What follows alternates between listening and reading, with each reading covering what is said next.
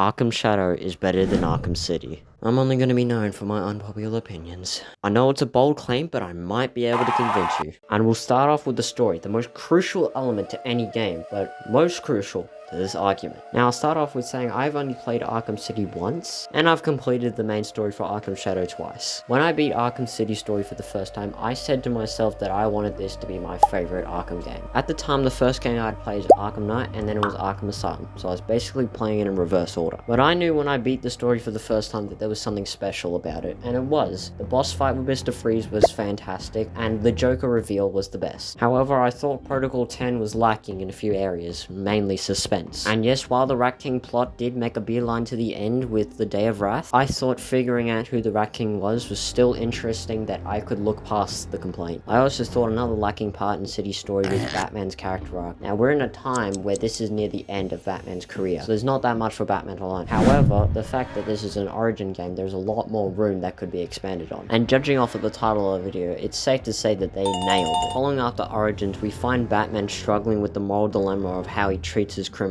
There's a scene near halfway through the story with Captain Bolton, one of the main antagonists of the game, where he confronts Batman because he looks up to him and his way of justice. He views Batman as a god and he thinks he is not fulfilling his role as a god. Of course, Batman doesn't listen to his false sense of justice and just jumps out the window. Of course, like you usually do. Which of course ties back in with his parents' death and Harvey Dent, which spoilers is the Rat King. I won't go into Harvey Dent or anything else because there's too much that this would be like an hour-long video, and I don't think you would like to be there for that.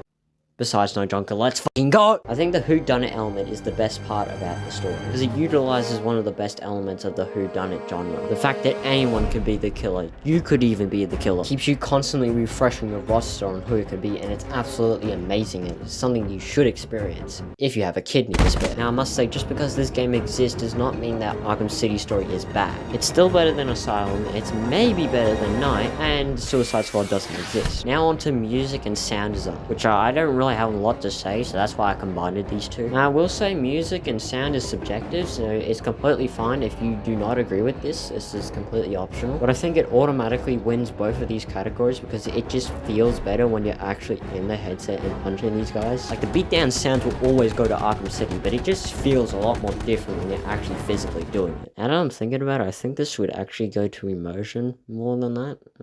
Speaking of it, we might as well just talk about gameplay and immersion. Look, I'm gonna keep it real with you. I think this is the best gameplay that we've had since Arkham Knight. And if you disagree with me, I got the Platinum Trophy. What did you get, you stupid ass bitch? The reason that I think that this gameplay is the best is because it utilizes a great Batman quote. Batman doesn't walk to people, he punches the people. And goddamn, you for sure feel that. Obviously by the gameplay, it is not like the other games. This girl has got a different style. To punch people, you gotta physically punch the air. And to counter people, you gotta wave your arm in the direction that it's iconed. Also to glide, you need to grab your cape and do a T-pose. And this is necessary because during combat, if you grab one bit of your cape and you chuck it at the enemy, you can then do a Senor Beatdown and then beat them to the next generation. Also, there's a battle ring on your chest, so if you grab it and you chuck it at an enemy, it will go in the direction that you're looking at and it'll hit the enemy and it'll stun them, and then you can just ground pound them. And speaking of ground pounding got nerfed and buffed at the same time. After you beat the living daylights out of Timmy for his $2, if you punch at the enemy, you will jump on top of them like you would in the main games. However, you can counter other people. The downside is that you need to physically punch them several times in unique ways. And there's a focus bar that can go into 4 unique takedowns: Basic Punch, Bat Swarm, Battering, and Bat Grapple, and several more updates that you get throughout the game. So much content in Combat Man that Predator is left with sunflower seeds and a jar of honey, which means it's not bad, but it's not amazing, and it's not spectacular, and it's especially not Spider-Man. I mean, it's got the basics, it's got floor grains, it's got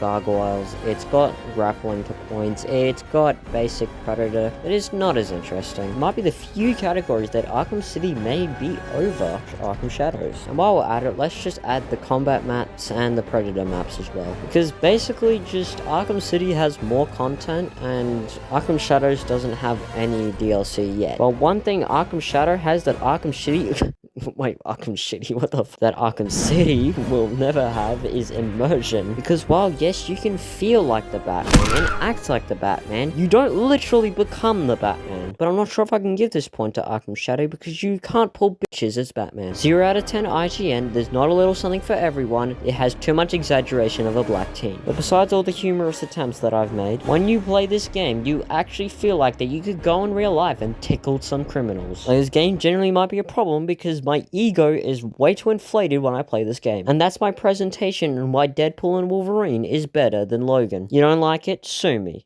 Don't actually. I genuinely don't know what to say. It just feels good to play as Batman. Monkey bars are the best. I like being a monkey. Ooga booga. So for real this time, this is why I think that Arkham Shadow is better than Arkham City. And I hope you enjoyed this video as much as I enjoyed making it. Have a great day. See you later, champs.